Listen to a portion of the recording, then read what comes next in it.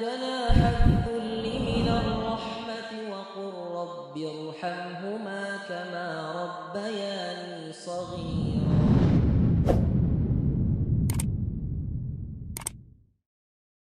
Kepada Allah Subhanahu wa taala, salawat serta salam tak lupa kita haturkan kepada nabi kita Muhammad sallallahu alaihi wasallam,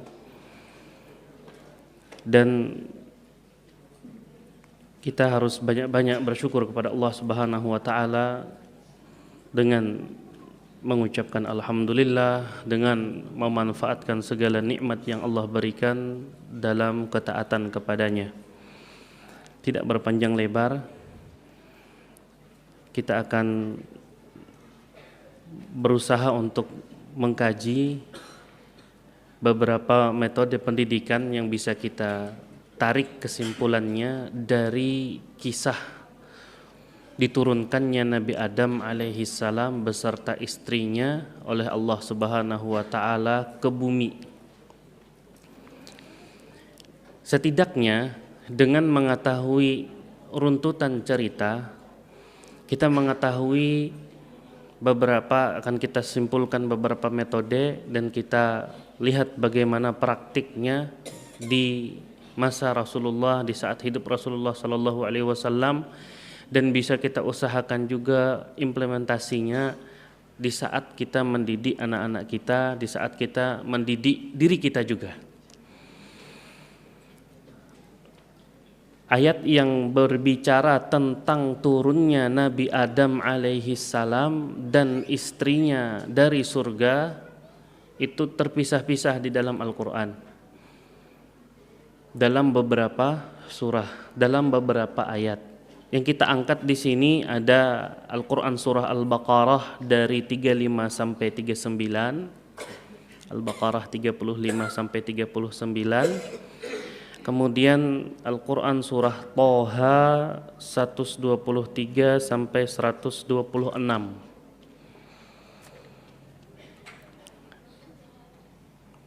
Al-Baqarah 35 sampai 39, Al-Quran surah Thaha 123 sampai 126.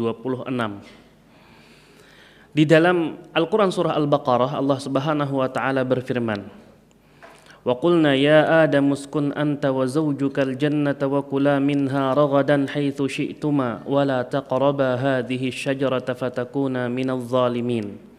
فأزلهما الشيطان عنها فأخرجهما مما كانا فيه وقلنا اهبطوا بعضكم لبعض عدو ولكم في الأرض مستقر ومتاع إلى حين فتلقى آدم من ربه كلمات فتاب عليه إنه هو التواب الرحيم قلنا اهبطوا منها جميعا فإما يأتينكم مني هدى فمن تبع هداي فلا خوف عليهم ولا هم يحزنون والذين كفروا وكذبوا بآياتنا أولئك أصحاب النار هم فيها خالدون. Al-Baqarah 35 39,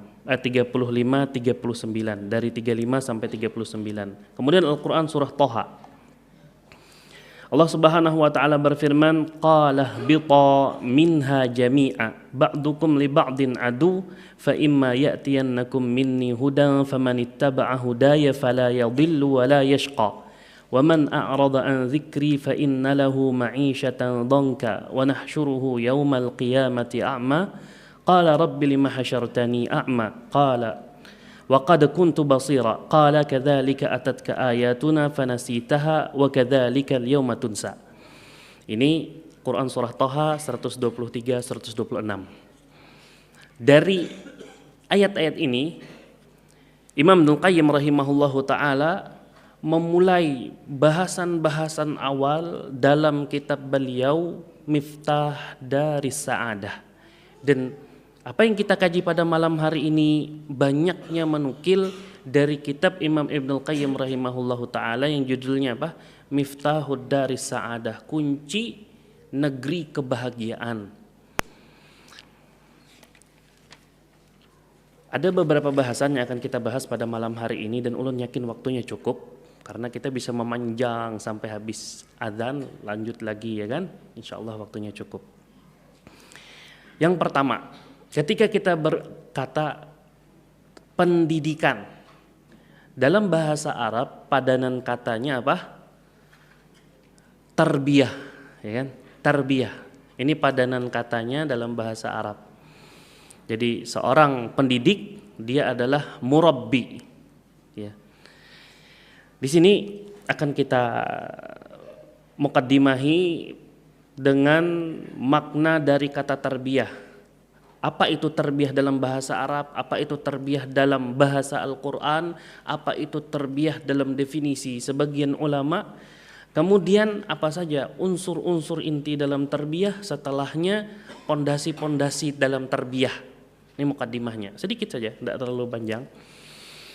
Tarbiyah dalam bahasa Arab memiliki setidaknya 5 makna. Tarbiyah dalam bahasa Arab setidaknya memiliki 5 makna. Yang pertama, islah, yang artinya perbaikan. Kata tarbiyah dimaknai dengan islah, artinya perbaikan. Kata tarbiyah juga dimaknai dengan an-nama'u waziyadah, artinya tumbuh dan bertambah. Tarbiyah bisa dimaknai dengan tumbuh dan bertambah. Juga bisa dimaknai dengan nasya'a wa tara'ra'a, artinya tumbuh. Yang tumbuh ini bisa untuk manusia, bisa untuk hewan, bisa untuk binatang. Makna kata penggunaan kata tumbuhnya. Kemudian tarbiyah juga dimaknai dengan memimpin. Karena sasahu au tawalla amrahu. Tarbiyah juga bisa dimaknai dengan memimpin. Juga bisa dimaknai dengan ta'lim, yaitu pembelajaran. Ini tarbiyah dalam bahasa Arab. Perbaikan, tumbuh dan bertambah, tumbuh untuk manusia, hewan dan tumbuhan, kemudian bermakna memimpin dan bisa juga dimaknai dengan pembelajaran. Ini tarbiyah dalam bahasa Arab. Sekarang dalam bahasa Al-Quran, tarbiyah itu dimaknai dengan hikmah, ilmu dan ta'lim. Makna yang pertama, hikmah, ilmu dan ta'lim.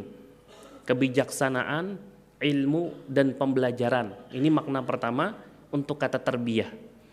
Makna yang kedua, riayah, pengawasan yang diiringi dengan kepengurusan.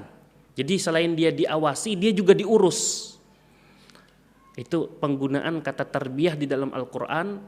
Makna yang pertama, hikmah, ilmu dan ta'lim, kebijaksanaan, ilmu dan pembelajaran. Kemudian riayah, yang artinya apa? Diawasi sekaligus diurus. Nah, kita lihat definisi para ulama sekarang mengenai kata tarbiyah ini. Kita nukil dari Imam Nasiruddin Al-Baydawi, ulama besar Syafi'i. Nasiruddin Al-Baydawi ini pemilik kitab tafsir Al-Baydawi, tafsir Al-Baydawi. Beliau dalam mazhab Syafi'i yang wafat pada tahun, ya diperselisihkan, salah satu pendapat mengatakan 685 Hijriyah. Wafat pada tahun 685 Hijriyah. Apa definisi beliau mengenai tarbiyah? Kata beliau, at-tarbiyah itu adalah tablighu syai'i ila kamalihi syai'an fa syai'an. Tablighu syai'i ila kamalihi syai'an fa syai'an. Memproses sesuatu sedikit demi sedikit menuju puncak kesempurnaan. Tablighu syai'i syai'an fa syai'an, atau tablighu syai'i ila kamalihi syai'an fa syai'an. Memproses sesuatu sedikit demi sedikit sampai puncak kesempurnaan. Ini dalam pandangan Al-Baydawi. Beliau sampaikan ini dalam kitab tafsirnya, Tafsir Al-Baydawi. Kita sering dengar tafsir Ibnu Katsir, ya kan? Tafsirnya Syekh Sa'di, tafsir Sa'di, ya kan? Nah, ini ada tafsir milik Imam Al-Baydawi. Nah, beliau di situ mendefinisikan tarbiyah. Ada juga definisi berikutnya yang dibawakan oleh Ar-Raghib Al-Asfahani. Raghib Al-Asfahani memiliki kitab yang berjudul Al-Mufradat fi Gharibil Quran. kosakata-kosakata yang aneh di dalam Al-Quran. Maksudnya kosakata-kosakata yang keumuman orang tidak memahami maknanya, makna yang lebih dalam dari kata tersebut. Ar-Raghib Al-Asfahani ini wafat pada tahun 502 Hijriah. Beliau mengatakan tarbiyah itu adalah insya'u syai'i halan fahalan ila haddit tamam.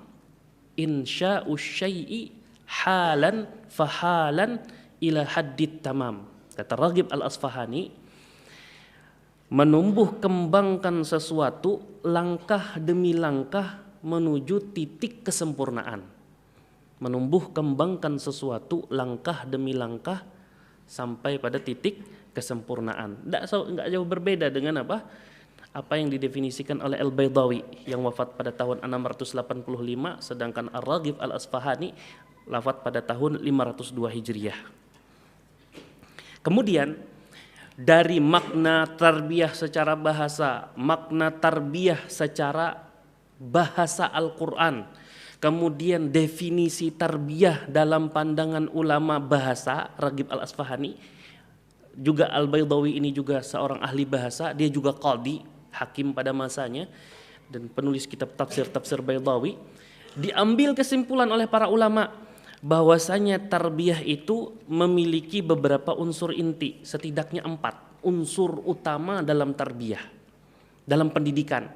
Dikatakan pendidikan itu adalah pendidikan kalau ada 4 unsur intinya. Yang pertama al-muhafadzah, yang artinya penjagaan. Al-muhafadzah yang artinya penjagaan. Maksudnya apa?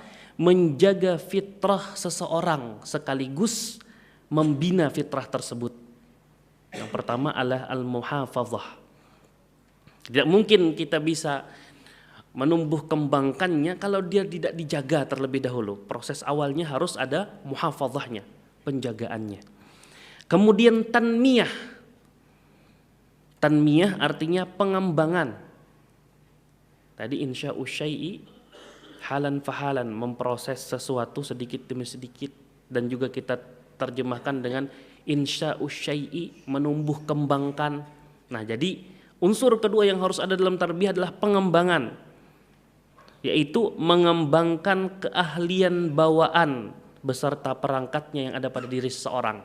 Masing-masing orang, masing-masing individu, masing-masing anak yang terlahir, dia memiliki keahlian tersendiri beserta perangkat untuk keahlian itu yang dia bawa.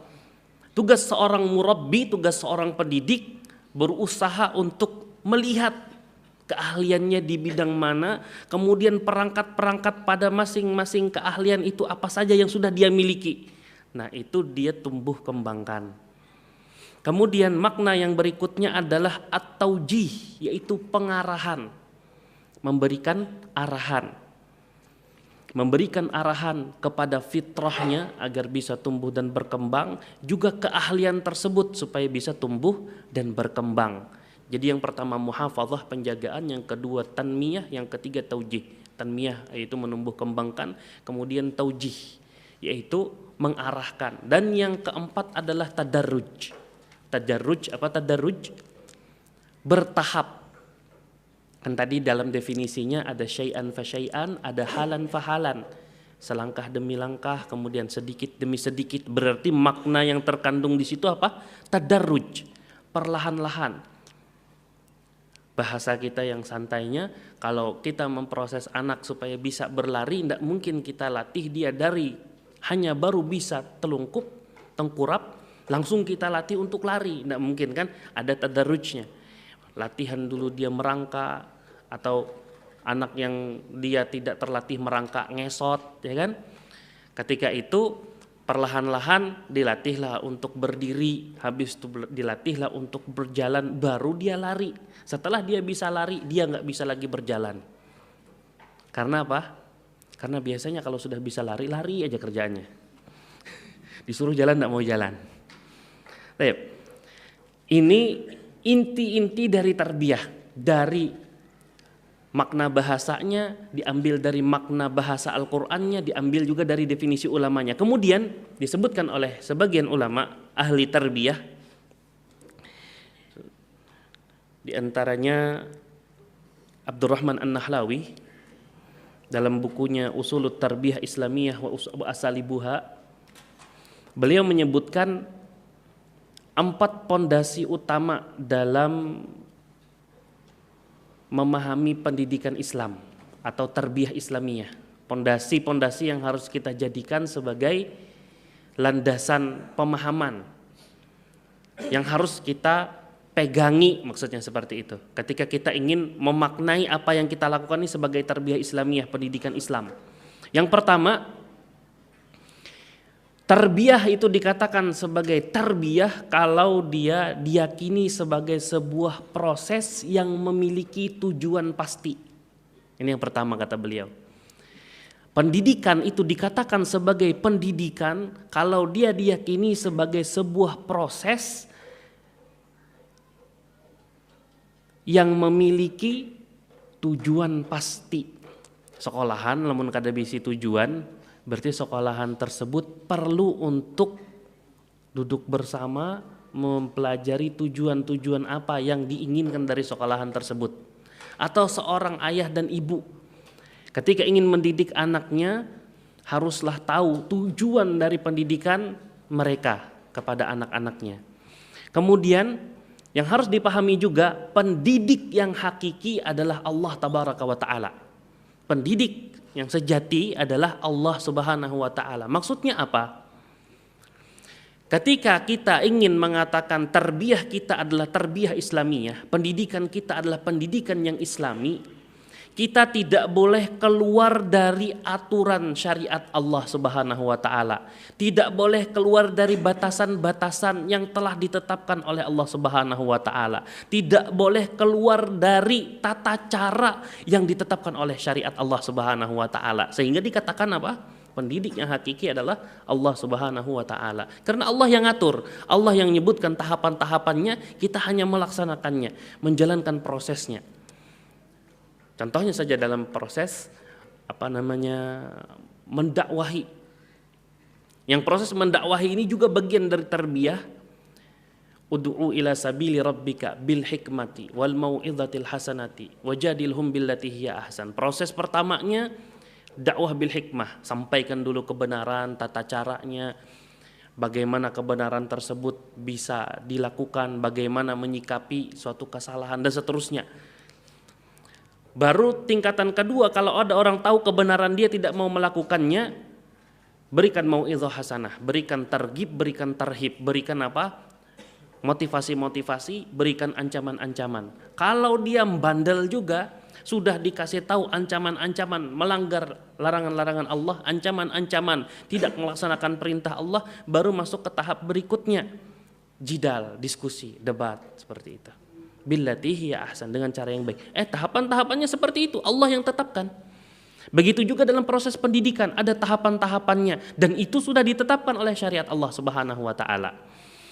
Yang ketiga, pendidikan harus memiliki rencana yang akan dilaksanakan secara bertahap. Pendidikan harus memiliki rencana yang akan dilaksanakan secara bertahap. Kurikulum bahasa kita. Harus ada kurikulumnya. Di rumah ada kurikulumnya, harus ada. Bulanannya, di dalam bulanannya itu ada pekanannya. Dalam pekanannya itu praktek hariannya bagaimana, target-targetnya, seperti itu. Sekian tahun yang akan datang anak harus sudah bisa demikian dan demikian. Sekian puluh tahun yang akan datang anak harus bisa demikian dan demikian. Ketika saya wafat nanti anak saya harus menjadi ATM unlimited pahala untuk saya, misalkan seperti itu.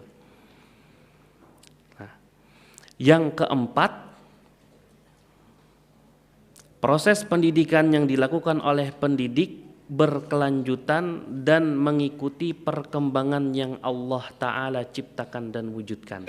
Apa? Proses pendidikan yang dilakukan oleh pendidik sifatnya berkelanjutan. Proses pendidikannya bersifat berkelanjutan dan mengikuti perkembangan yang Allah Subhanahu wa Ta'ala ciptakan dan wujudkan. Masing-masing anak nanti ketika diproses oleh pendidikan, ada yang mencapai tahapan A, ada yang mencapai tahapan B, ada yang lebih tinggi lagi capaiannya. Nah, prosesnya harus dilakukan sesuai dengan apa yang telah dia capai. Makanya dibahasakan di sini proses pendidikan yang dilakukan oleh pendidik memiliki sifat berkelanjutan dan mengikuti perkembangan yang Allah Ta'ala ciptakan pada si peserta didik dan Allah wujudkan pada si peserta didik tersebut. Kita didik dia 6 tahun, hasilnya poin A. Ada si B dididik 6 tahun, hasilnya demikian. Dan tahapan yang dilalui oleh si A dengan si B ketika berbeda hasilnya, berbeda juga nanti tahapan kelanjutan berikutnya. Karena harus mengikuti apa yang ditetapkan oleh Allah Subhanahu wa taala untuk masing-masing mereka. Ada yang berhasil, ada yang gagal. Dan itulah ketetapan Allah Subhanahu wa taala. Maka pendidikan itu bukan di hasilnya, tetapi di prosesnya, ya. Ini muqaddimah pertama. Muqaddimah berikutnya. Sebelum kita berbicara tentang metode pendidikan dalam kisah turunnya Nabi Adam, kita perlu sedikit mengkaji terkait dengan surga yang ditempati oleh Nabi Adam, kemudian hikmah-hikmahnya. Kenapa sampai diturunkan oleh Allah Subhanahu wa taala? Apa hikmah di balik itu? Imam Ibnu Qayyim rahimahullahu taala ketika menceritakan tentang perbedaan pendapat ulama, surga apa sih yang ditempati oleh Nabi Adam beserta istrinya yang pernah ditempati oleh mereka berdua, itu apa surganya? Ada 2 pendapat besar di sini. Disebutkan oleh beliau dalam kitab Miftahud Darus Sa'adah, juga disebutkan oleh beliau dalam Hadil Arwah ila Biladil Afrah. Dalam kitab Miftahud Darus Sa'adah beliau menyebutkan 2 kelompok besar. Kelompok yang pertama mengatakan surga yang mereka tempati adalah surga abadi. Surga abadi.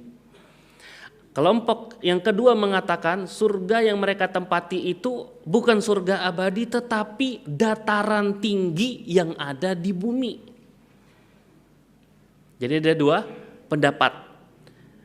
Dan beliau rinci dari 2 pendapat ini jadilah dia 4 pendapat. Di pendapat pertama yang mengatakan surga abadi terpecah menjadi 2 kelompok. Yang mengatakan Adam dan Hawa berada di surga abadi, kelompok pertama mengatakan mereka tuh sebenarnya tinggal di surga yang ada di langit ke-7. Pada perintah ihbit, ya, ihbitu atau ihbita, turunlah kalian berdua. Yang pertama, perintah turun yang pertama itu turun dari langit ke-7 ke langit pertama. Kemudian ihbita yang kedua, perintah turun dari Allah yang kedua itu untuk turun ke bumi. Ini pendapat kelompok pertama. Surganya di mana? Di langit ke-7. Kelompok yang pertama berpendapat dengan pendapat, ada yang berpendapat dengan pendapat kedua, yaitu surga pahala. Ada namanya surga pahala. Di mana di dalam surga tersebut bisa lagi diraih pahala. Kan Nabi Adam alaihissalam dipersilahkan tinggal di surga, makan minum sesukanya kecuali terhadap 1 pohon, tidak boleh dimakan oleh beliau dari pohon tersebut, tidak boleh mengambil makanan dari pohon itu. Kan ini ujian oleh Allah Subhanahu wa taala. Selama dia berhasil menjalankan ujian berarti ada beban syariat buat dia. Dibahasakanlah oleh ulama yang berpendapat surga tersebut adalah surga abadi, nama surganya adalah surga pahala. 2 pendapat. Pendapat ketiga yang kita sebutkan tadi, yaitu surganya adalah dataran tinggi di atas muka bumi. Dan pendapat yang terakhir tawakuf, nggak menyebutkan surga apa dia, nggak menetapkan ini surga abadi atau dataran tinggi di atas muka bumi. Nggak ada penjelasannya. Kalaupun ada penjelasannya itu samar, masih dibantah oleh pendapat lainnya. Masih sifatnya zonni, perkiraan, bukan sesuatu yang pasti. Ya sudah, mending kita nggak usah banyak-banyak berpikir, tawakuf saja, stop. Kata Allah jannah, ya jannah kita bilang. Surga, ya surga terjemahannya. Tetapi kita tidak terjemahkan surga itu adalah surga abadi, tidak juga kita terjemahkan surga itu adalah dataran tinggi di atas muka bumi. Nah, jadi ada 4 pendapat. Berlepas dari pendapat-pendapat tersebut, Imam Ibnu Qayyim rahimahullah menyebutkan hikmah-hikmah diturunkannya Nabi Adam dan Hawa ke bumi. Dari hikmah-hikmah ini ada juga sedikit pelajaran buat para pendidik. Seperti kita yang berusaha untuk mendidik diri kita, mendidik keluarga kita, mendidik orang-orang tercinta di sekitar kita. Hikmah-hikmah diturunkannya Nabi Adam dan Hawa ke atas muka bumi. Hikmah yang pertama, ada banyak hikmah ya kan yang disebutkan oleh Imam Ibnul Qayyim, cuman Anda hanya sebutkan sekitar 7 hikmah saja. Sedikit, tidak banyak Anda sebutkan, 7 saja. Hikmah yang pertama, kata beliau, diturunkannya Nabi Adam dan Hawa itu adalah bentuk kesempurnaan Nabi Adam. Itu wujud dari kesempurnaan Nabi Adam itu sendiri. Allah turunkan Nabi Adam sebagai wujud kesempurnaan Nabi Adam. Apa maksudnya? Maksudnya agar dia ketika kembali lagi ke surga dalam keadaan yang lebih baik dari sebelumnya. Dia turun ke bumi, diuji oleh Allah Subhanahu wa taala, diperintahkan ini dan itu, dilarang ini dan itu. Dia merasakan lelah, letih kehidupan dunia, ya kan? Ketika dia kembali ke surga, lebih baik keadaannya daripada diem di surga sejak awal. Kata Imam Ibnul Qayyim rahimahullahu taala, "Fakana ihbatuhu minha ainu kamalihi liya'uda ilaiha ala ahsani ahwalihi." Hakikat diturunkan Nabi Adam dari surga oleh Allah adalah ainu kamalihi, adalah bentuk kesempurnaan Nabi Adam itu sendiri. Allah memberikan kesempurnaan kepada Nabi Adam dalam bentuk dia diturunkan dari surga. Liya'uda ilaiha ala ahsani ahwalihi, agar nanti ketika dia kembali ke surga dalam keadaan yang lebih baik. Pelajarannya untuk kita para pendidik, kita harus berusaha menanamkan dalam diri kita, menanamkan kepada anak kita, orang yang ada di sekitar kita, bahwasanya tujuan kita berada di dunia untuk memantaskan diri supaya pantas meraih surga Allah Subhanahu wa taala. Ini diberlakukan oleh Allah Subhanahu wa taala kepada Nabi Adam beserta anak cucunya, yang merasa anak cucu Nabi Adam dia mengikuti kakek moyangnya yaitu Nabi Adam alaihissalam, untuk bisa lebih baik lagi ketika nanti kembali ke surga Allah Subhanahu wa taala. Nanti akan kita sebutkan di mana sih titik lebih baiknya. Hikmah yang kedua, agar Adam dan anak cucunya mengenal lawan dari surga, sehingga mereka benar-benar tahu nilai keindahan yang ada di surga. Lawan dari surga ya kehidupan dunia, dan yang lebih berat dari itu adalah kehidupan dunia yang penuh lelah, letih dan semisalnya. Kata Imam Ibnul Qayyim rahimahullahu taala, fa'arada subhanahu ayyudhiqahu wa waladahu min ta'abid dunya wa gumumiha wa humumiha wa awsabiha ma ya'zumu bihi indahum miqdaru dukhulihim ilaiha fid daril akhirah fa inna ad-didda yudhiru husnahu ad-diddu walau tarabbau fi darin na'imi lam ya'rifu qadraha.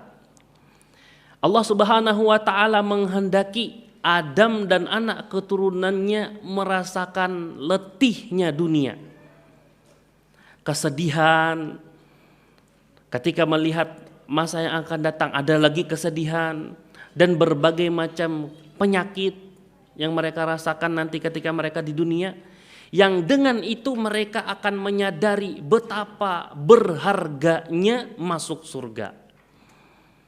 Betapa berharganya masuk surga. Karena kata Imam Ibnul Qayyim, lawan dari sesuatu itu akan menunjukkan keindahan dari lawannya.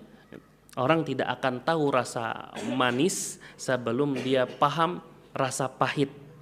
Manis yang sebenarnya itu bagaimana, dia akan tahu ketika dia pernah mencicipi sesuatu yang pahit atau yang semisalnya. Dari sini,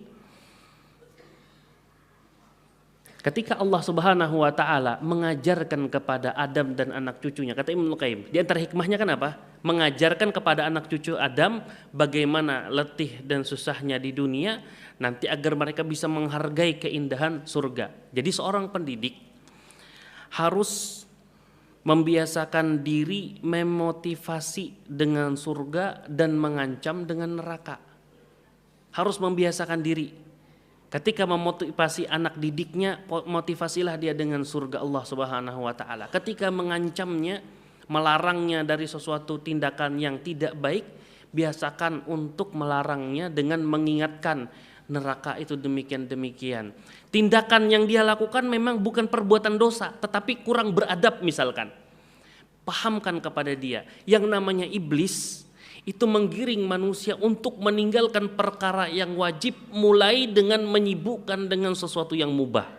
Berhasil dia sibukkan lagi kepada sesuatu yang makruh. Berhasil dia sibukkan lagi kepada perkara yang haram. Puncaknya ditinggalkanlah kewajiban. Maka perlu diingatkan, hati-hati, ancamannya kalau melakukan demikian dan demikian, ini bisa menjurus ke sana gitu. Surga Allah tuh demikian dan demikian, neraka Allah tuh demikian dan demikian. Seorang pendidik harus punya kebiasaan seperti itu. Sehingga anak ketika mendengar kata surga, dia sudah punya bayangan tentang surga. Karena sudah sering diulang-ulang kepada dia sifat-sifat dan bentuk-bentuk surga. Begitu juga tentang neraka. Ketika disebut kata neraka, langsung terbayang oleh dia sifat-sifat dan bentuk-bentuk neraka. Kemudian yang ketiga hikmahnya, Allah berkehendak memberikan mereka beban syariat, sedangkan surga bukanlah tempat untuk itu. Jadi Allah Subhanahu wa taala memiliki kehendak. Hikmah diturunkannya adalah karena memang Allah berkehendak untuk memberikan mereka beban syariat. Baik itu berupa perintah maupun larangan. Kalau didiamkan di surga, tidak bisa, karena surga memang tidaklah atau bukanlah tempat yang di situ ada beban syariat padanya. Kata Imam Ibnu Qayyim rahimahullahu taala, fa innahu subhanahu arada amrahum wa nahyahum wa btila'ahum wa ikhtibarahum wa laysatil jannatu darat taklif fa ahbatahum ilal ardi wa arradahum bidzalika li afdalis thawabi alladzi lam yakun liyunala bidunil amri wan nahi. Allah Subhanahu wa taala menginginkan kepada anak Adam ada perintah dan larangan yang harus mereka taati. Allah ingin menguji mereka, dan surga bukan tempat untuk itu. Maka Allah turunkan mereka ke bumi. Kemudian Allah berikan kepada mereka perintah dan larangan agar mereka bisa meraih pahala yang besar. Yang pahala tersebut tidak mungkin bisa mereka raih kalau mereka masih berada di dalam surga. Hikmah yang ketiga ini memberikan motivasi kepada para pendidik untuk memikirkan bagaimana caranya memahamkan kepada peserta didiknya, kepada anak-anak didiknya, bahwasanya kehidupan kita di dunia ini sangatlah sebentar kalau dibandingkan dengan kehidupan kita yang ada nanti di akhirat. Ketika dia sangat sebentar, haruslah dia memikirkan ini mudah, sesulit apapun. Secara sudut pandang kasat mata kita, sesulit apapun itu, kalau dibandingkan kekal abadinya kehidupan nanti di akhirat, haruslah dia dipandang mudah, nggak ada apa-apanya. Beramal 60 tahun untuk kenikmatan yang ribuan tahun, miliaran tahun, kan nggak ada apa-apanya dibandingkan itu. Nah, seorang pendidik harus punya modal bicara, harus punya konsep dari rumah agar bisa menyampaikan hal tersebut untuk anak-anak yang umur kelas 1 SD, kelas 2 SD, kelas 3 SD, dan seterusnya. Sesuai dengan kemampuan berpikir mereka. Yang intinya hidup di dunia ini sebentar. Lelah letihnya beribadah kepada Allah Subhanahu wa taala dibanding nikmat yang lama bisa kita cicipi, tidak ada henti-hentinya, tidak ada batasannya, itu tidak ada apa-apanya. Dan begitu juga kita memotivasi diri kita untuk tetap semangat beribadah, disiplin dalam menjalankan ibadah kepada Allah Subhanahu wa taala. Lelah, masih mengantuk, ada rasa malas, ada rasa sakit, bangun umpamanya untuk melaksanakan sholat subuh berjamaah atau untuk melaksanakan sholat malam. Lelah letih ada. Namun bayangkan kehidupan yang sementara ini modal satu-satunya untuk meraih kehidupan yang abadi, di mana posisi kita nanti di surga sesuai dengan amalan kita yang ada di dunia. Seperti itu kita motivasinya. Tinggal bikin konsepnya bagaimana. Harus pandai seorang pendidik dalam melakukan hal ini. Kemudian hikmah yang keempat, Allah hendak menjadikan anak cucu Adam menjadi wali-walinya, menjadi nabi dan rasul, sehingga nanti mereka bisa mendapatkan derajat yang tinggi di surga.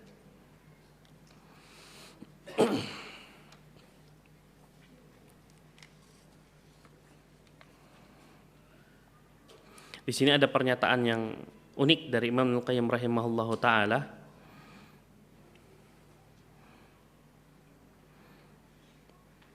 Oh, ini pada hikmah yang ketujuh. Kita percepat ya. Hikmah yang kelima,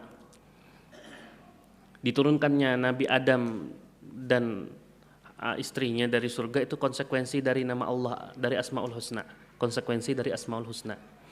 Nanti di bumi Adam akan melakukan kesalahan, anak cucu Adam akan melakukan kesalahan. Itu konsekuensi dari nama Allah apa? Al-Ghaffar, At-Tawwab. Harus ada yang diampuni oleh Allah, harus ada yang diterima oleh Allah taubatnya. Nanti mereka akan memohon kepada Allah. Nah, di antara sifat Allah adalah apa? Menerima permohonan, memperkenankan doa. Itu konsekuensi dari Asmaul Husna. Diturunkanlah Adam dan anak cucunya ke dunia. Di sini juga perlu dipahami oleh para pendidik, pentingnya seorang pendidik memahami Asmaul Husna. Kalau bisa keseluruhan Asmaul Husna, selain dihafal oleh seorang pendidik, juga dimengerti konsekuensi-konsekuensi dari masing-masing nama tersebut oleh pendidik. Sehingga ketika dia melarang dan memerintah seorang anak, dia sebutkan satu atau dua Asmaul Husna. Ketika anak tidak penyabar, disebutkan nama Allah As-Sabur, Allah Maha Penyabar dan mencintai orang-orang yang sabar. Di saat anak didik itu tidak peduli dengan orang, tidak ada rasa kasih sayangnya kepada orang lain, disebutkan nama Allah Ar-Rahman Ar-Rahim, Maha Pengasih lagi Maha Penyayang, dan Allah mencintai orang yang memiliki sifat pengasih dan penyayang, seperti itu. Ada anak didik yang berputus asa, kesulitan dalam belajar dan selain sebagainya. Nah, Allah Subhanahu wa taala itu Al-Alim. Allah Maha mengetahui. Allah Subhanahu wa taala Al-Hakim. Allah Subhanahu wa taala Maha bijaksana. Dipahamkan kepada anak didik agar dia berbaik sangka kepada Allah. Allah tahu kapan kamu harus paham ini. Allah bijaksana sehingga kebijaksanaan Allah mengharuskan kamu tidak mampu memahami ini hari ini. Tapi harus tetap berusaha dan berbaik sangka kepada Allah Subhanahu wa taala. Semacam itulah. Sudah masuk Isya belum? Belum, masih lama. Pina berbunyi alarm. Lanjut. Nah, alarm pulang. Belum lah. Nah, 3 kali alarmnya luar biasa.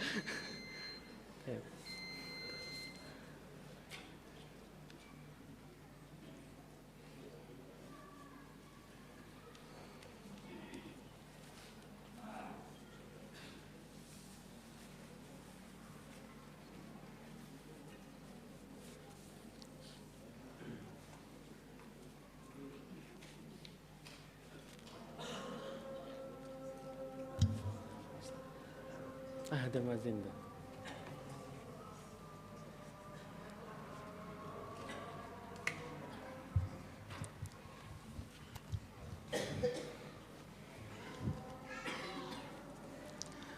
Allahu Akbar, Allahu Akbar, Allahu Akbar, Allahu Akbar.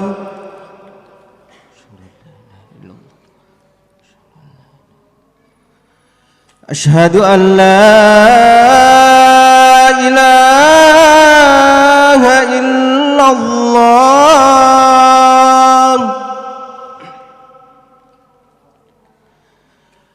Asyhadu an la ilaha illallah.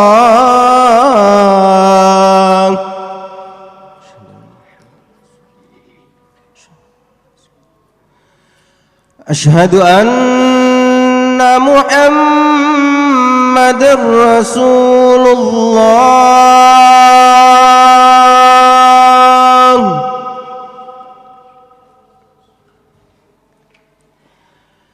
أشهد أن محمد رسول الله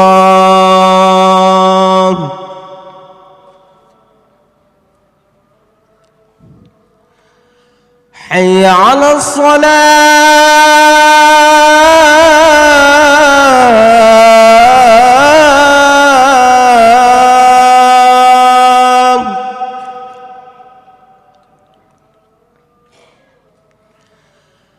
حي على الصلاة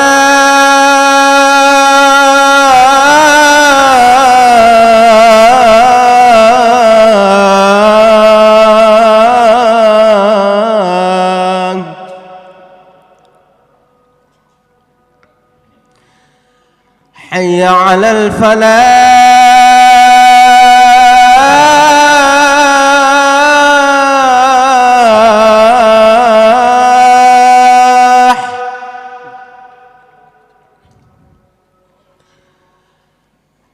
حي على الفلاح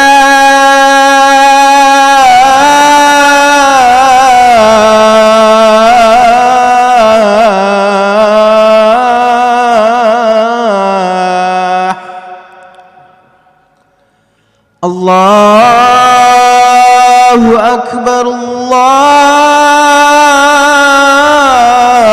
الله أكبر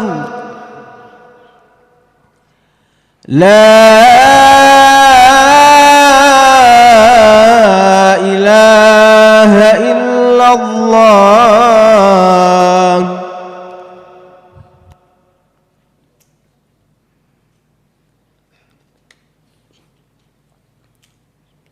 Bismillah, kita lanjutkan.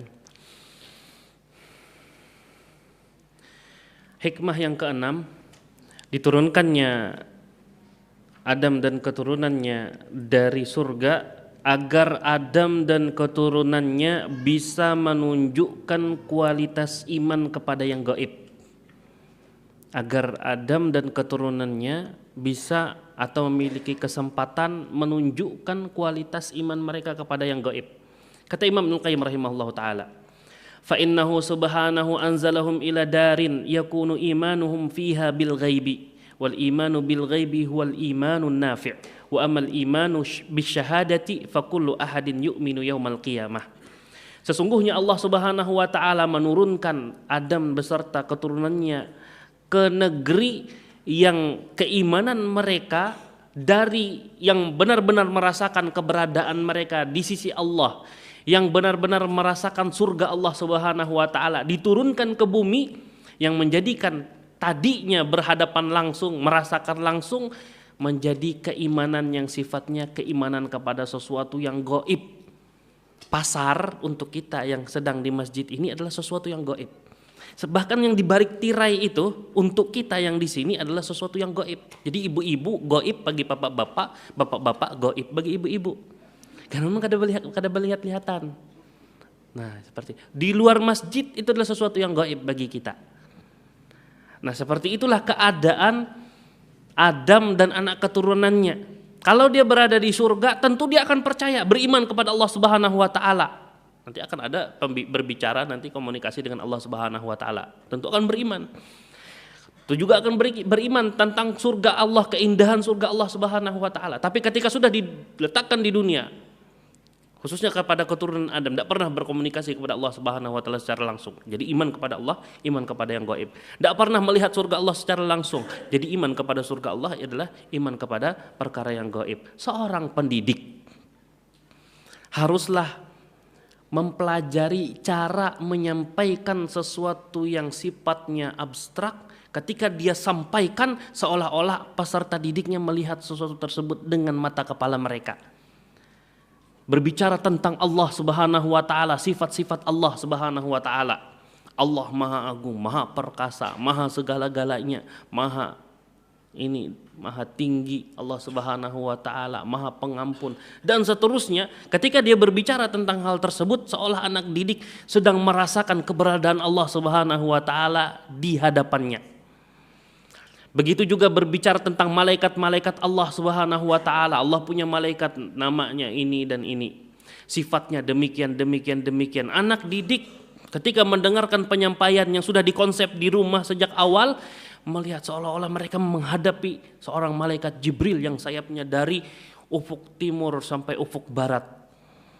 Mereka seolah-olah melihat sayap malaikat Jibril ketika digambarkan sedemikian rupa oleh si pendidik, yang tentunya cara menggambarkannya tidak ditambah-tambahi, sayapnya itu warna-warni bagus kayak pelangi ya.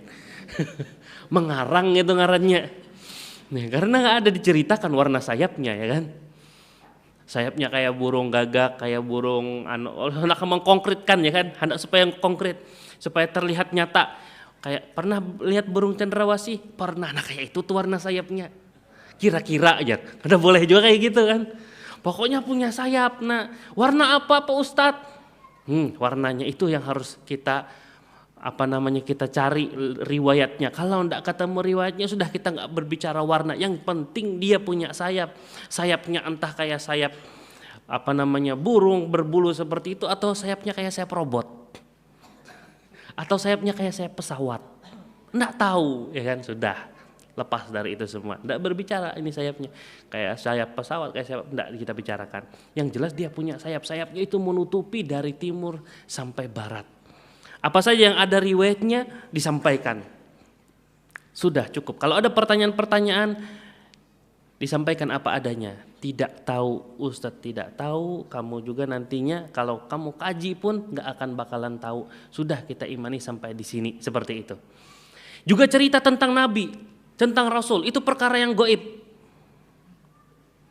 Menggambarkan kisah perjuangan para nabi, menggambarkan kisah perjuangan Nabi Musa, kisah perjuangan Nabi Nuh, itu perkara yang gaib.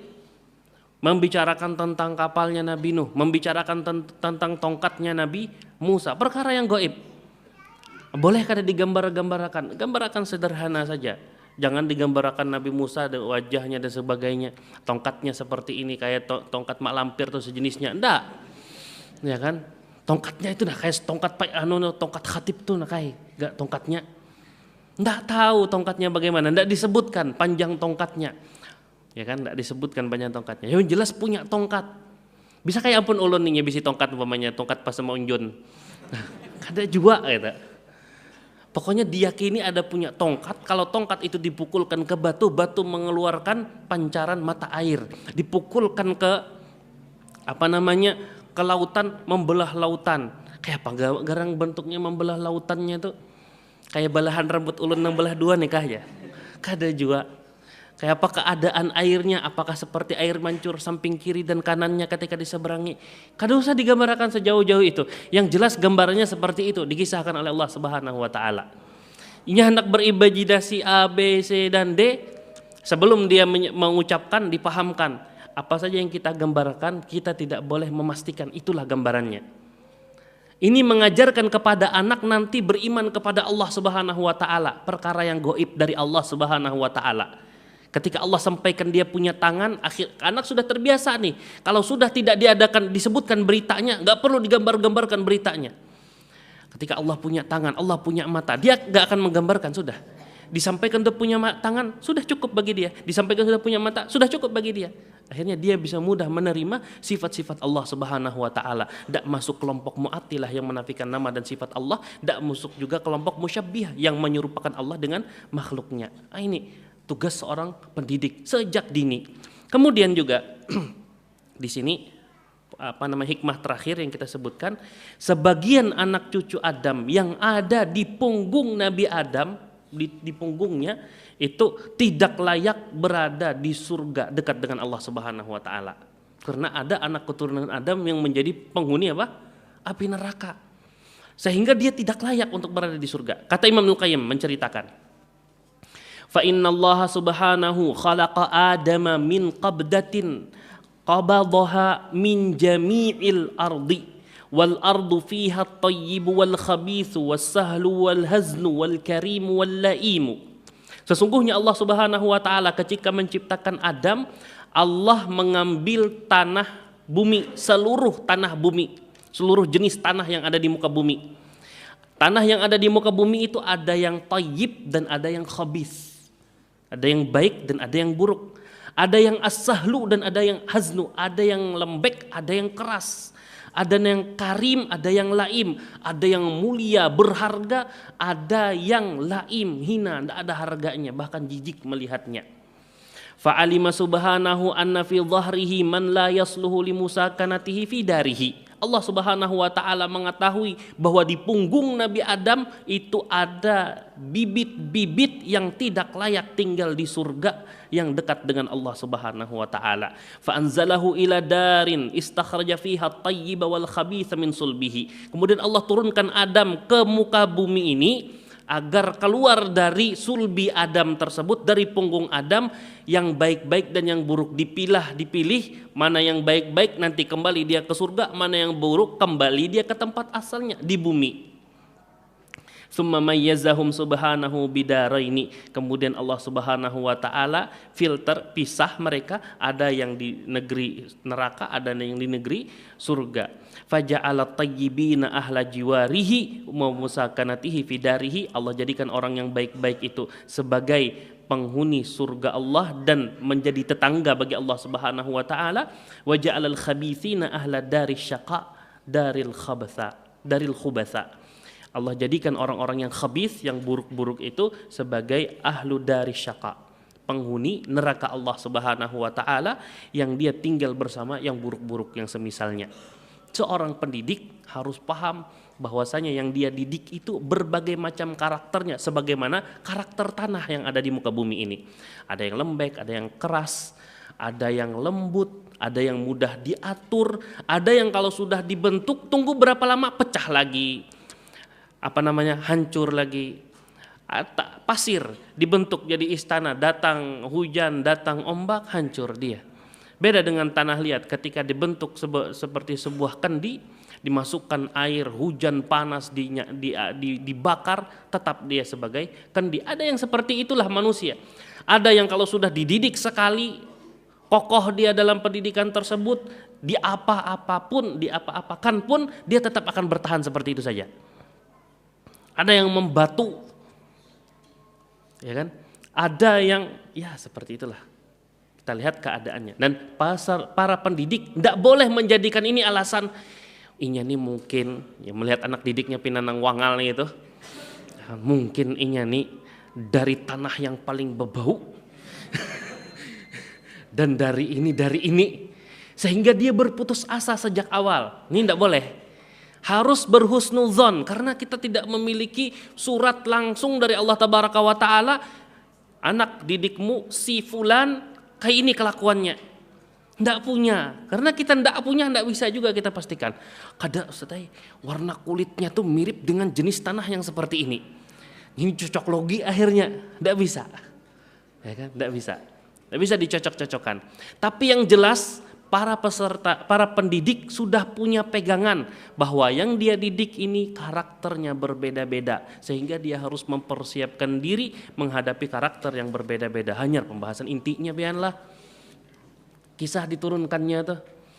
Jadi sebelum diturunkannya Nabi Adam, habis dah hikmah tadi kanlah, masuk ke dalam nikmat dan pelanggaran. Pembahasannya nikmat dan ulun minta sampai setengah 10 aja ulun minta maaf lah, minta izin lawan pian, minta kemurahan hati pian untuk memberikan ulun waktu sampai setengah 9.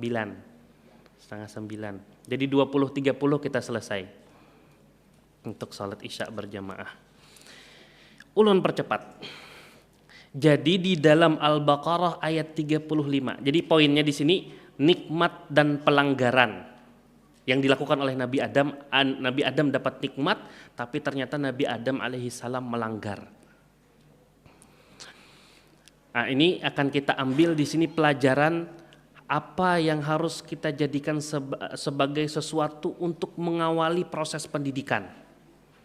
Allah Subhanahu wa taala di dalam Al-Baqarah ayat 35 mengatakan, dan kami berfirman, hai Adam, diamilah oleh kamu dan istrimu surga ini, dan makanlah makanan-makanannya yang banyak lagi baik di mana saja yang kamu sukai, dan janganlah kamu dekati pohon ini yang menyebabkan kamu termasuk orang-orang yang zalim. Jadi banyak kenikmatan diberikan oleh Allah kepada Adam ya. Sebelum ayat ini dibahas juga tentang apa? Allah perintahkan malaikat semuanya sujud kepada Adam, pemuliaan untuk Nabi Adam. Allah kasih ilmu khusus yang tidak dimiliki oleh malaikat kepada Nabi Adam. Terus diberikan kesempatan untuk tinggal di surga dan mencicipi berbagai macam jenis makanan oleh Allah Subhanahu wa taala kepada Nabi Adam. Bahkan diberikan oleh Allah Subhanahu wa taala pasangan. Yang pasangan ini ada dua pendapat ulama terkait kapan sih Hawa itu diciptakan oleh Allah Subhanahu wa taala. Setelah Adam masuk surga atau sebelum Nabi Adam masuk surga? Kalau menurut ayat ini kata Imam Ibnu Katsir rahimahullahu taala, ketika Allah bilang, "Wahai Adam, tempatilah olehmu dan istrimu surga ini." Berarti Hawa ini sebelum atau sesudah kalau menurut ayat ini? Adanya Hawa itu sebelum atau sesudah masuk surga? Sebelum masuk surga sudah ada Hawa. Namun ada riwayat kata Imam Ibnu Katsir rahimahullahu taala yang menunjukkan bahwasanya Hawa ini diciptakan itu setelah Adam berada di surga. Diriwayatkan dari As-Suddi, yang As-Suddi ini meriwayatkan dari para sahabat Nabi, kisahnya kayak ini. Kata As-Suddi, ini diriwayatkan dari Ibnu Abbas dan sebagian sahabat. Ukhrija iblisu minal jannah, iblis dikeluarkan dari surga. Ulun baca terjemahkan saja langsung. Dan Adam disuruh menempati surga. Fakana yamshi fiha wahidan. Dia itu ketika di surga jalan sorangan, berputar-putar, berkeliling-keliling surga sorangan. Bidadari kan ada sendiri. Laisa lahu zaujun, kada bawa pasangan, yaskunu ilaihi, pasangan yang dia bisa tenang bersamanya. Hingga suatu ketika dia tidur. Ketika dia terbangun, di sebelah sisi kepalanya imra'atun qa'idatun khalaqahallahu min dal'ihi. Ada perempuan yang duduk yang Allah ciptakan dari tulang rusuknya. Fasa'alaha. Kemudian Adam ini bertanya ketika bangun tidur, tiba-tiba ada perempuan. Man anti? Siapa kamu? Jawaban perempuan tadi apa? Imro'ah. Saya perempuan. Oh, jawabannya ya kan. Qala walima khuliqti? Kenapa kamu diciptakan? Kata Adam. Dijawab oleh perempuan ini, litaskuna ilayya, agar kamu merasa tentram bersamaku. Lalu malaikat empat bepander. Qalat lahu al malaikatu yanduruna ma balagha min ilmihi. Malaikat lalu bertanya kepada Adam untuk mengetahui sejauh mana dan sedalam apa ilmu Nabi Adam tentang perempuan ini. Mereka bertanya, "Masmuha ya Adam, siapa nama wanita ini wahai Adam?" Jawab Nabi Adam, Hawa nama dia. Hawa, jadi wawunya dikasih tasdid, Hawa. Lalu bertanya lagi malaikat, walima Hawa, kenapa namanya Hawa? Dijawab oleh Nabi Adam, innaha khuliqat min syai'in hayyin, karena dia diciptakan dari sesuatu yang hayyin, hidup. Jadi dikasih nama dia Hawa, jadi sama bentuknya sesuatu yang hidup. Jadi Hawa itu sesuatu yang hidup. Nah ini hadis ini menceritakan Nabi Adam ketika di surga berjalan sorangan. Pas teguring, bangun guring ada bebinian tiba-tiba. Nah itulah yang Hawa. Hadis ini dijadikan alasan oleh sebagian ulama Hawa itu diciptakan setelah Nabi Adam masuk surga. Berlepas dari pendapat itu, berlepas dari dua pendapat itu, Nabi Adam mendapatkan nikmat yang luar biasa di surga. Dan cuman satu saja larangannya, jangan dekati pohon itu. Silang pendapat ulama pohonnya apa? Ada yang menyambat pohon pohon gandum. Ada yang menjabat syajaratul inab, pohon anggur. Ada yang menyambat syajaratu tin, pohon tin. Kata Imam Ibnu Jarir At-Tabari, dan ini yang disetujui oleh Imam Ibnu Katsir rahimahullahu taala. Yang benar, ya kita tidak menentukan pohon apa saja. Bisa jadi pohon anggur, bisa jadi pohon tin, bisa jadi pohon gandum. Atau bisa jadi pohon-pohon yang lainnya. Karena kita tidak punya ilmu, ya sudah, anggap saja ada sebuah pohon yang dilarang. Dari sekian banyak ribuan macam jenis pohon yang dilarang cuma satu. Ternyata tetap dilanggar perintah tersebut. Dan itulah manusia. Banyak gawian yang penting yang bisa digawi, yang dilakukannya apa? Maksiat. Ya kan? Banyak pergawian yang bisa bermanfaat dan menguntungkannya yang bisa dia lakukan. Tapi yang dia pilih apa? Maksiat. Berjam-jam nikmat Allah Subhanahu wa taala dia rasakan, di penghujung malam maksiatnya. Luar biasa. Dan itu memang kebiasaan manusia. Dan para pendidik harus punya sifat jeli. Karena dari sekian banyak kenikmatan yang ada ternyata masih aja terjerumus ke dalam satu kesalahan. Jadi terhadap peserta didiknya kita harus jeli. Kita jangan beri kesempatan sedikit pun dia melanggar larangan Allah Subhanahu wa taala. Karena sifat awal bapak kita kayak ini pang dia, dan itu habis ditipu daya oleh iblis tentunya. Dia lupa akhirnya, terperdaya akhirnya dimakannya pohon tadi, ya, diambil dari pohon tadi sesuatu yang dia makan. Oleh Allah Subhanahu wa taala layak sekali dihukum. Banyak nikmat yang diberikan ya kan? Ternyata diambil saja, tetap dipaksa dia, tetap memaksakan diri untuk mencicipi pohon tersebut. Banyak kisahnya ketika dia mencicipi pohon itu bagaimana keadaannya, banyak kisahnya, kita tidak sebutkan hal tersebut. Kita masuk kepada poin berikutnya. Masih ada waktu 15 menit. Jadi ringkasnya, dalam proses yang dialami oleh Nabi Adam alaihissalam, Allah hukumlah dia, ya kan? Setelah melanggar aturan yang Allah berikan, dihukum. Namun setelah dihukum oleh Allah Subhanahu wa taala dikasih hiburan. Ini harus diperhatikan oleh para pendidik, oleh ayah dan ibu. Ada jeda waktu memang antara hiburan dengan hukuman tersebut. Hiburannya untuk memberikan rasa tenang, rasa nyaman setelah dihukum itu tadi. Nah itu. Dan pasti setiap anak didik yang dihukum akan merasakan resah. Kada nyaman hatinya. Terganggu ketenangan jiwanya setelah dihukum. Dan ini dibahasakan oleh Imam Ibnu Qayyim rahimahullahu taala. Kata beliau, "Falamma kassarahu subhanahu bi ihbatihi minal jannati jabarahu wa dzurriyyatahu bihadzal ahdi." Ketika Allah Subhanahu wa taala jadikan resah dalam hati Nabi Adam ketika Allah turunkan. Ada keresahan pada diri Nabi Adam ketika Allah turunkan dia dari surga. Jabarahu. Ketika sudah ada rasa resah itu, Allah hibur agar hilang keresahannya. Cara menghiburnya bagaimana? Dengan janji. Nanti akan kita bahas janjinya yang bagaimana. Janji itu kita akan kasih subjudul janji adalah hiburan. Namun janjinya adalah kita bahasakan hiburan yang bersyarat. Nanti Allah akan memberikan syarat janji kepada Nabi Adam jika dia melakukan demikian. Dan itu adalah merupakan hiburan buat Nabi Adam alaihissalam. Jadi seorang pendidik harus paham jiwa dari anak didiknya. Dia harus memastikan ada kepastian yang harus dia pahami bahwasanya setelah dihukum pasti anak didik itu akan resah. Tidak ada anak didik yang habis dihukum langsung happy, wah dihukum. Tidak ada. Pasti akan ada keresahannya, apalagi dia semakin dewasa, pasti akan ada rasa resahnya. Nah itu. Nah di sini perlu dilihat, dicermati Al-Quran surah Toha ayat 36 itu perintah turun yang sifatnya hukuman kata Imam Ibnu Qayyim.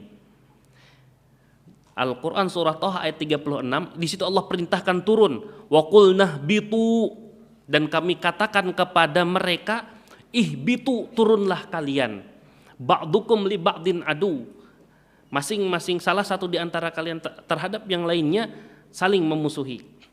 Nah, kemudian Toha ayat 38, qulnah bitu minha jami'an, turun di sini untuk memberitakan hiburan. Oh ya, Al-Baqarah ya. Al-Baqarah 36, ihbitu turunnya itu turun untuk hukuman. Ayat 36, Al-Baqarah ayat 36-nya, jazakumullah khairan. Kemudian Al-Baqarah ayat 38-nya, ihbitunya, turunlah kalian, itu turun, perintah turun yang di situ ada cerita tentang Allah akan memberikan kepada Nabi Adam janji, yang janji itulah untuk hiburan buat Nabi Adam alaihissalam. Kata Imam Ibnu Qayyim rahimahullahu taala, Fafil ihbatil awal idhanun bil uqubah wa muqabalatihim alal jarimah wa fil ihbatil thani ruhut tasliyah wal istibsyar bihusni aqibati hadzal hubut. Pada perintah turun yang pertama itu ada pemberitaan tentang hukuman dan sebagai balasan akibat mereka melanggar larangan Allah Subhanahu wa taala. Adapun pada perintah turun yang kedua ada ruh tasliyah, ada hiburan. Wal istibsyar, ada berita gembira buat Nabi Adam. Sebagai berita gembira tersebut berisi kesudahan dari turunnya kamu itu, ada kebaikan yang luar biasa sudah menanti wahai Adam. Namun syaratnya demikian. Nah begitu. Para pendidik harus paham kapan dia mengasih berita gembira kepada anak didik yang baru dihukum. Pada anak didik yang dia hukum. Jadi bukan hanya semata dihukum, habis dihukum biarkan aja lagi. Esok bertamu biasa aja, esok lagi bertamu biasa aja.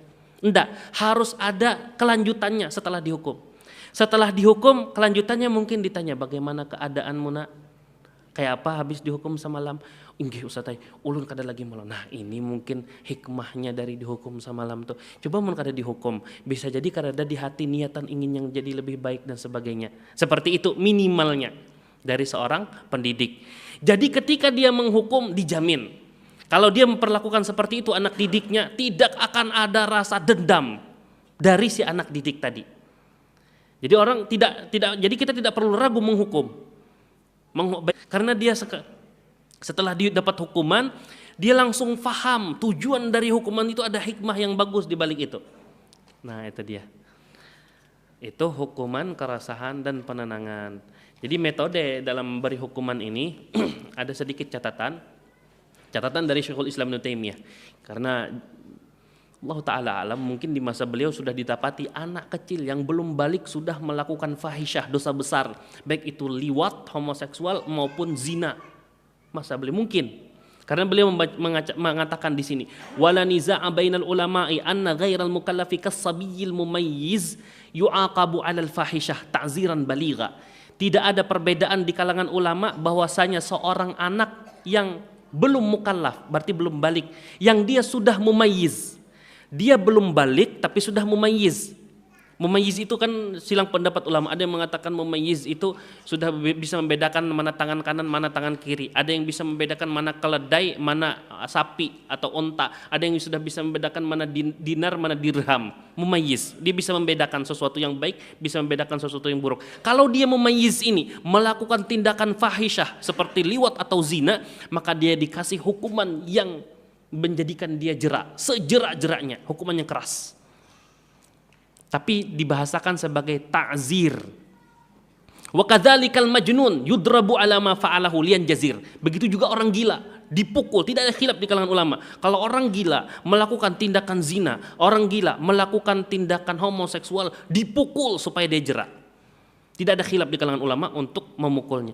Lakin al-uqubah allati fiha qatlun aw qat'un hiya allati tasqutu an ghairi mukallaf. Akan tetapi hukuman misalnya mencuri, curiannya banyak. Kekanakan ini bisa mencuri berlian yang harganya ratusan juta umpamanya, kan sudah berhak untuk dipotong. Nah ini nggak dipotong dia, nggak perlu dipotong tangannya, atau harus dibunuh. Banyak anak kecil melakukan tindakan membunuh mirip sengaja. Nah, pencetnya starter mobil, nyala mobilnya, tertabrak ya kan, orang tua meninggal. Nah, hukumannya kisos, dibunuh kan. Tapi untuk anak kecil yang mumayyiz tapi dia belum balik, dia tidak perlu dihukum bunuh. Ini tidak ada khilaf. Ini kalau perbuatannya dosa besar boleh dihukum dengan hukuman yang membuat dia jera. Kalau dia mumayyiz umurnya 5 tahun mumayyiz sudah terjerumus ke dalam dosa besar, boleh dihukum dengan hukuman yang keras. La khilaf bainal ulama, tidak ada niza, tidak ada perselisihan pendapat dalam kalangan ulama. Kemudian bagaimana kalau kelakuannya nakal tapi tidak sampai dosa besar, mencubit kawan, menyetikar kepala kawan ya, panas kepala ulahnya kayak itu kan, menyelintik telinga kawan, hidung kawan diselintiknya, habang hidungnya, tapi kadang ini melawan, genol awaknya kan. Bagaimana ini menyikapinya?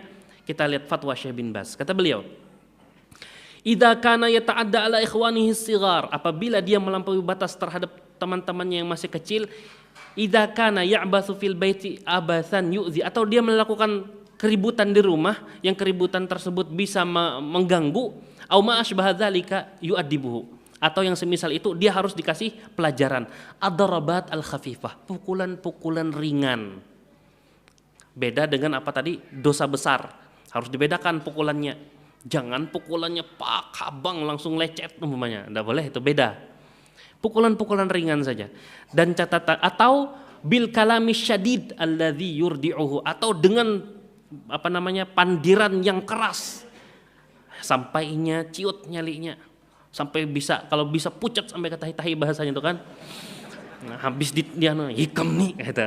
Kalau cukup hikam nih saja sudah, jangan lebih lagi. Sudah dilihat, oh sudah ciut nyalinya. Jangan ditambah lagi sejam. Hikam nih gitu kan. Cukup sekali aja. Taib. Au darabat al-khafifah au man'uhu min ba'di hajatihi, atau kalau kakaknya ada juga kekanakan pengen cubit kada sakit ya, padahal sakit tuh. Coba habang sudah tuh, kada sakit ya, menantangnya.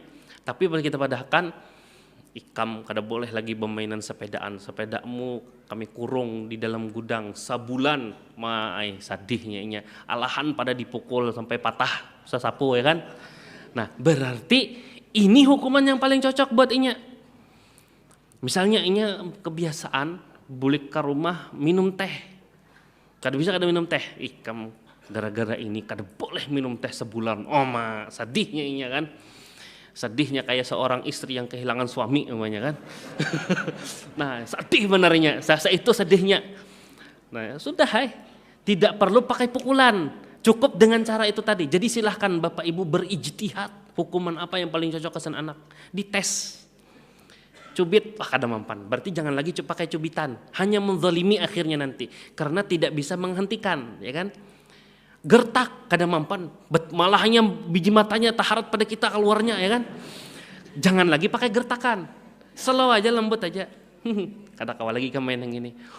Ya. Nah, itu sudah berarti itu cocok buat hukumannya. Taib.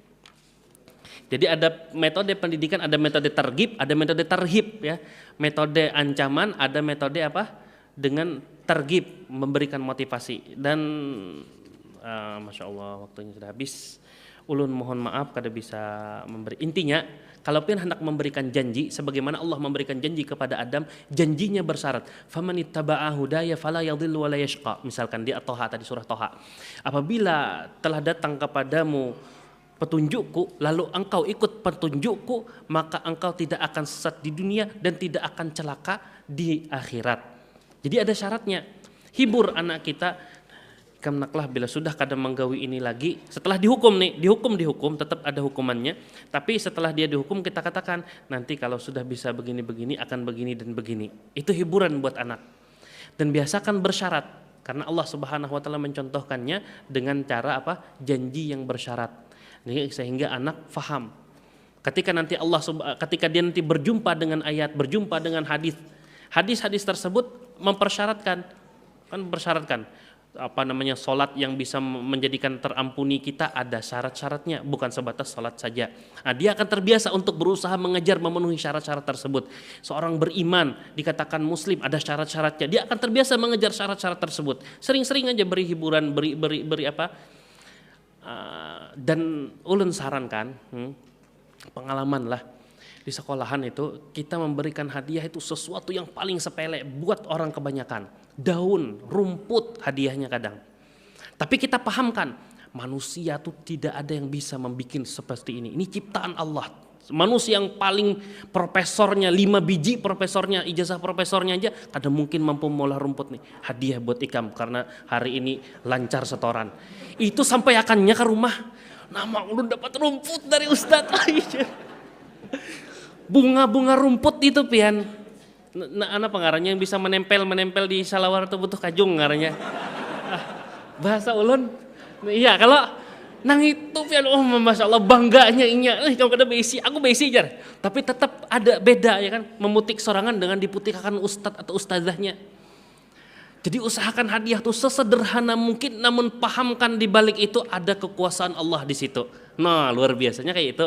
Itu saran ulun aja apabila hendak guru-guru atau ustadz-ustadzah hendak mempraktekannya. Demikian, banyak kekurangannya ulun yakin. Wassallallahu ala nabiyina Muhammadin wa ala alihi wasahbihi wasallam. Subhanakallahumma wa bihamdika asyhadu an la ilaha illa anta astaghfiruka wa atubu ilaik. Assalamualaikum warahmatullahi wabarakatuh.